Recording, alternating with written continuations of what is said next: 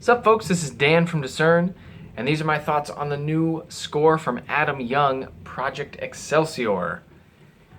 Adam Young is a multi-instrumentalist, producer, composer, songwriter, practically anything and everything that involves music he's had a hand in. He's most well known for his project Owl City, which has an infectious and sometimes obnoxious electropop flair. He's released 6 albums under that name, and at the start of 2016, he began a new project where every month he releases a musical score, sans video, that is inspired by a dramatic and inspiring historical event. It's a very interesting project, I think, and he's already released scores about the Apollo 11 mission, which I reviewed on this channel, the sinking of the Titanic, which I also reviewed, the storming of Omaha Beach, 6 in total. And I got links to those 2 reviews for those who are interested on the screen and in the description box below. This new score, Project Excelsior, is his 7th, released on the 1st of August. Before I continue here, it's raining pretty heavy here, so if the lights go out, or if you hear some huge thunder booming in the background, don't be afraid, it's okay. Okay, let's begin. A little history lesson for you to bring you all up to speed here. Project Excelsior was a series of 3 parachute jumps and experiments/tests done by the U.S. Air Force in 1959 and 1960. The purpose for these jumps was to test parachute systems intended to be used by pilots ejecting at high altitudes. The person who was courageous enough to put these parachute systems to the test was Joe Kittinger, who was a captain in the Air Force at the time. From what I've read online, thank you Wikipedia, Kittinger set world records during these tests, including the highest parachute jump, almost 19.5 miles, and the fastest speed by a human through the atmosphere, 614 miles an hour. This is an obvious truth, but he was doing things no one had ever done before and stepping out into an experience no one had ever even seen or understood before. These were, heights and speeds that were uncharted territories. And in fact, he held those 2 records up until just a few years ago, 2012, when they were broken by Red Bull-sponsored Felix Baumgartner as part of the Stratos project. In that jump, Felix jumped from 24 miles up and reached a speed of 843.6 miles per hour.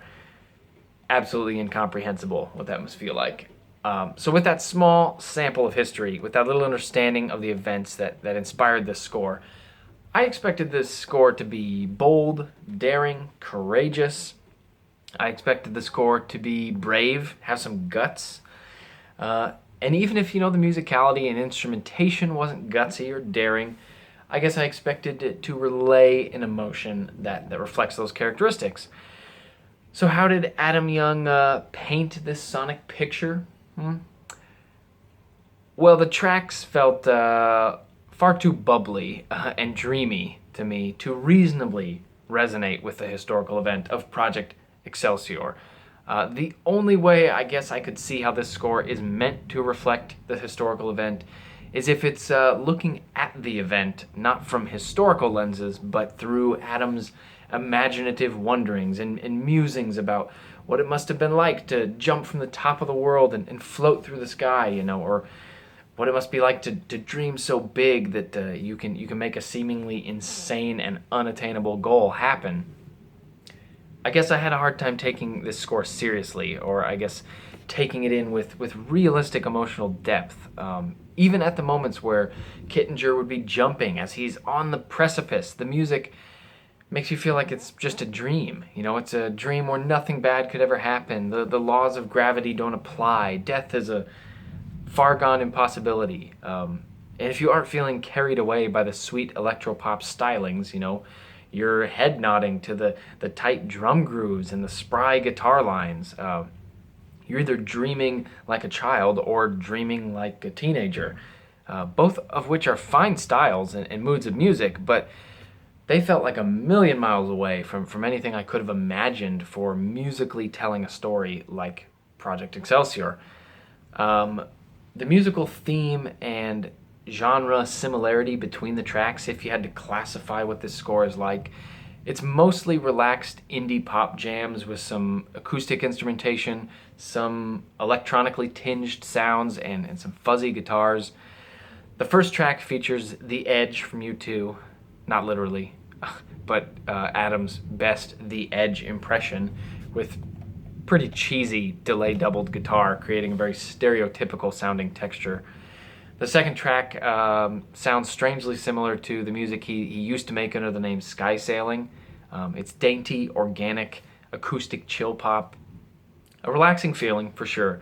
Not really evoking the mood of what The Preparations, as the track is titled, for something like this jump would feel like. I mean, this feels like the preparations for building a rocking chair. The third track features this electropop style and bright, colorful melodies. The style and melody honestly make it feel like a ham-fisted homage to the Owl City song Hot Air Balloon. And as the score continues, the cool jams continue, which, honestly, maybe jams is an understatement, considering some of these tracks groove and dance pretty good. The drums on the fifth track, The Ascent, are super tasty and math rock inspired, unpredictable, spunky. The seventh track, The Jump, is even more math rock and sort of indie rock driving. It's a real departure from anything that I've heard from Adam Young before, and it actually got me really excited, thinking, boy, what would it sound like if he had a musical project that was purely in this direction?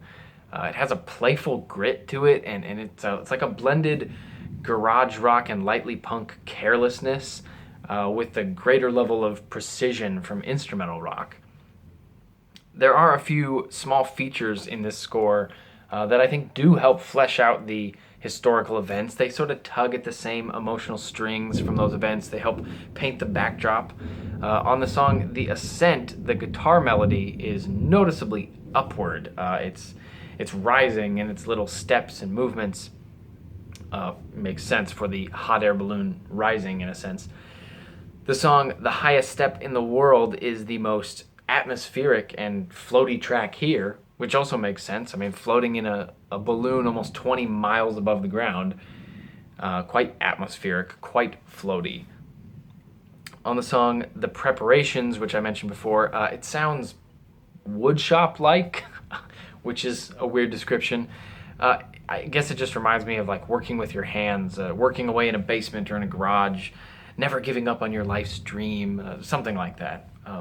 There are certain aspects of the sounds and recordings that Adam used that I do think help relate to tell the story well. Not necessarily in a realistic or authentic tone, but more in a dreamy and imaginative tone. The feeling of closing your eyes, wishing upon a star. I guess it's kind of like when a child sits on his or her grandpa's knee. Tell me that story again, Grandpa. The kid is not going to get an accurate representation, of course, of the events. The story will be fantastical and embellished, and the corners will all be rounded off. Any drab moments will be given a fresh coat of paint. The fine details are glossed over. Everything's sparkling and wonderful, even if the real event was boring and dull or frightening and disturbing. The story, I guess, puts on a more colorful wardrobe. The story becomes larger than life, and that's what I feel like Adam was doing with this score. It feels like he approached it with the goal to tell his feelings about the event, not necessarily Joe Kittinger's feelings or the others involved during the event. I do also appreciate how The Highest Step in the World, that song, ends in a single note. It's almost as if that's the jumping off point. That's where his foot leaves the ledge, and then boom, that's when things go off. It kicks into this awesome groove with the next track, The Descent. Energy picks up, as he sort of leaves the still platform of the balloon and free falls back down. Taking a step back, I guess, looking at like the scores he's done previously that he's released, trying to keep this one in context in terms of why it sounds the way it does. The pattern I've noticed is that when people have actually died in the event he's portraying, the score seems to be much more serious and stylized with a sense of dignity and respect, sort of, I guess, a sobriety and a restraint in the music. He doesn't let his hair down as easily. He doesn't let loose and unleash his fun pop or rock side. So even though there's danger or risk or fear that was involved in all the scores he's made in those events, he doesn't always play into it, like on this one. If the historical event ended in success rather than tragedy, I guess he tends to dive headfirst into that success, revel in it a bit, and spend most of the score in sort of an inspired reflection of the events. He's focused, I guess, on the lasting positive that the event brought, the heroism, the bravery, not the negatives or even the intricate feelings like the highs and the lows and the drama that must have been experienced with that event.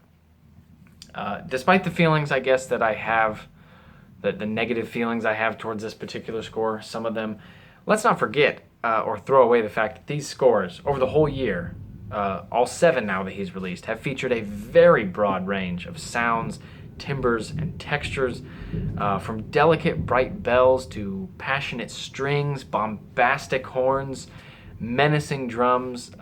There's the baritone low-end guitar warmth from Apollo 11. There's the incredibly crackly and overly distorted guitar.